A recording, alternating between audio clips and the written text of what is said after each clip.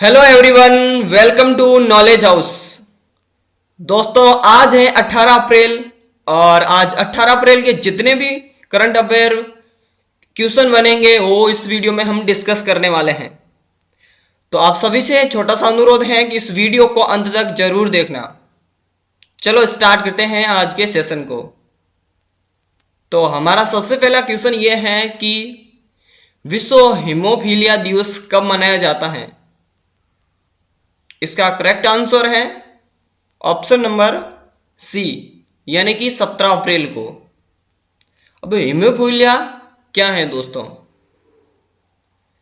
Haemophilia तथा अन्य आनुवांशिक खून बहने वाले विकारों के बारे में जागरूकता बढ़ाने हेतु इस दिवस को मनाया जाता है।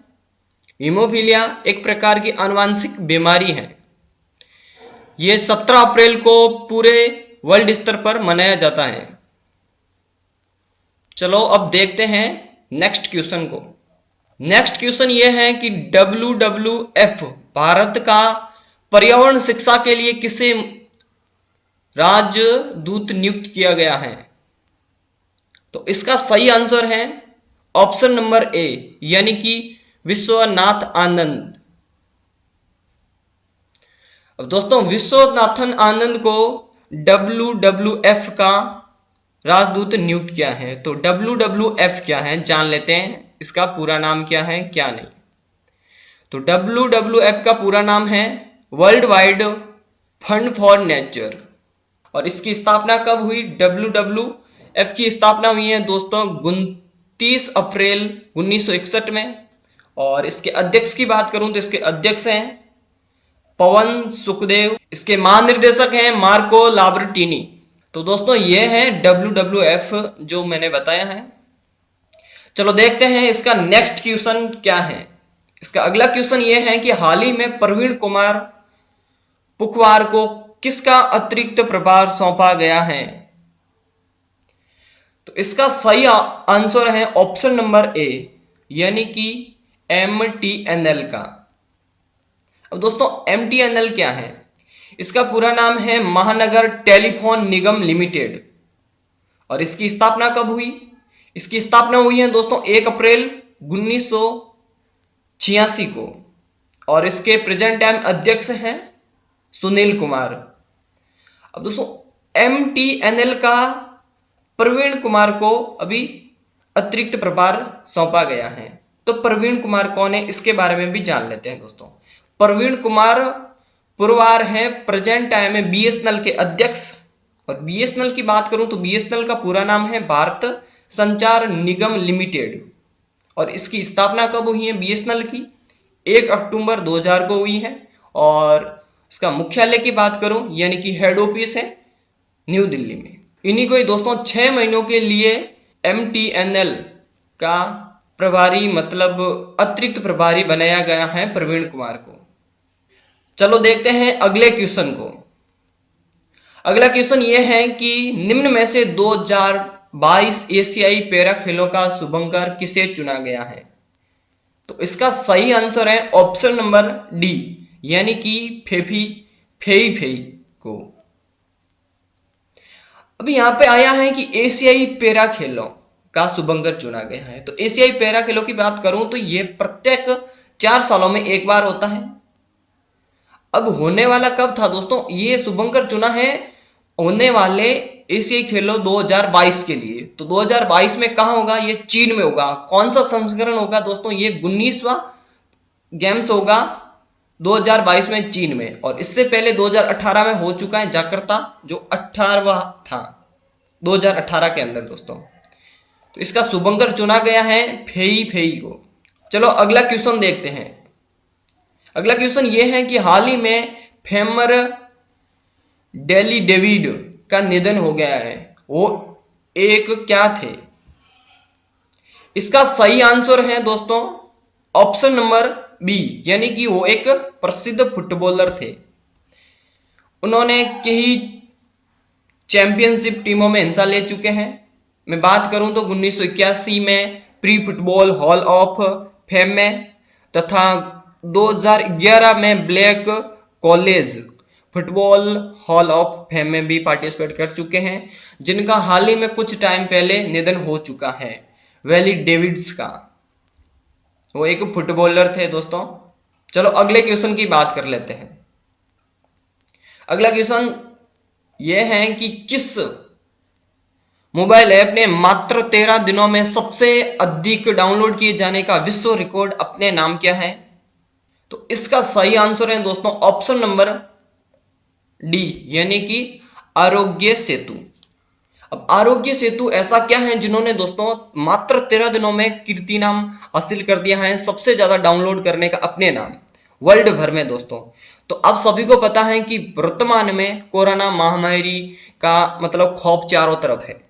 तो भारत सरकार ने कुछ टाइम पहले आरोग्य सेतु नाम का एक ऐप मतलब लॉन्च किया था।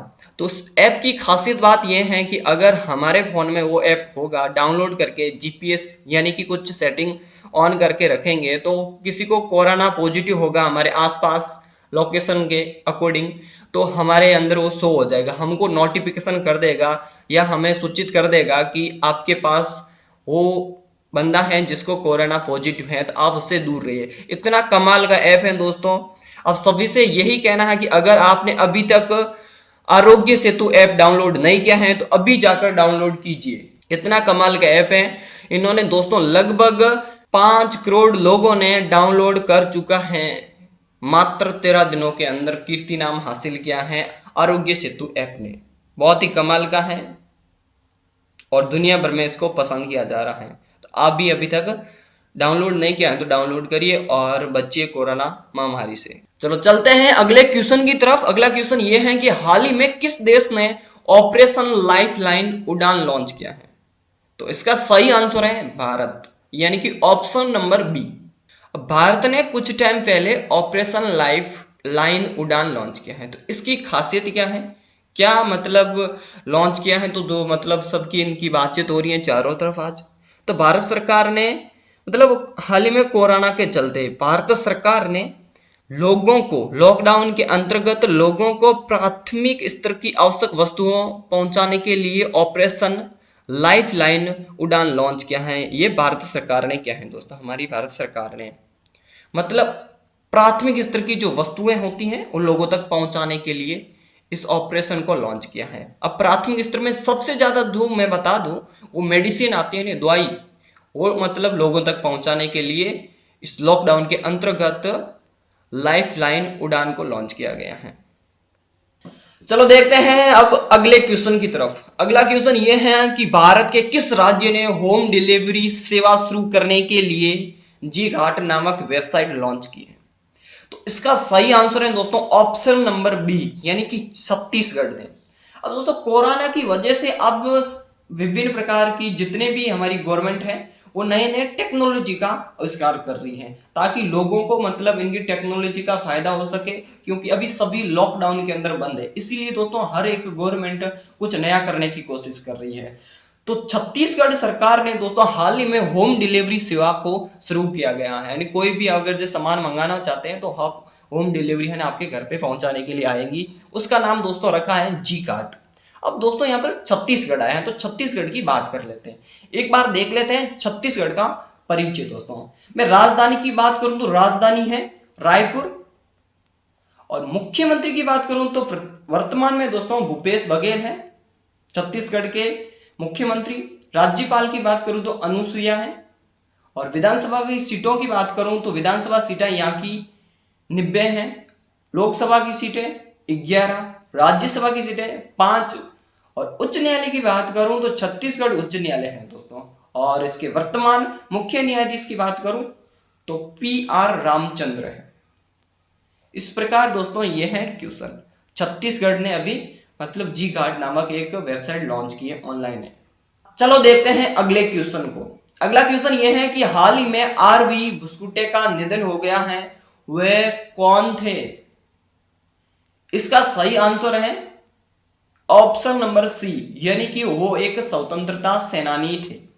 इन्होंने दोस्तों मतलब महात्मा गांधी जैसे स्वतंत्रताकारी आंदोलनों में भाग लिया है महात्मा गांधी जी के साथ, जो हो महाराष्ट्र रायगढ़ से थे।